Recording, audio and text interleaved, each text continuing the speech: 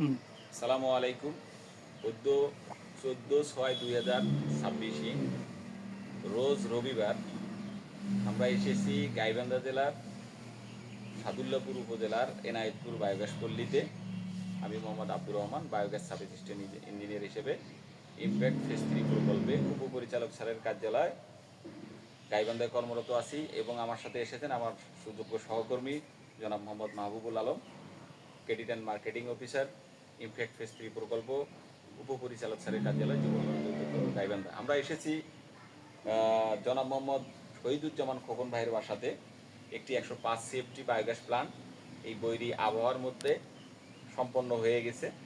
কাজে ফিনিশিং কাজ তদারকির জন্য আমরা এসে গেছি। এটা দেখার জন্য আমি আপনাদেরকে একটু দেখাই। এটা হচ্ছে হাইড্রোলিক চেম্বার, এখান থেকে গোবরটা পাস হয়ে যাবে।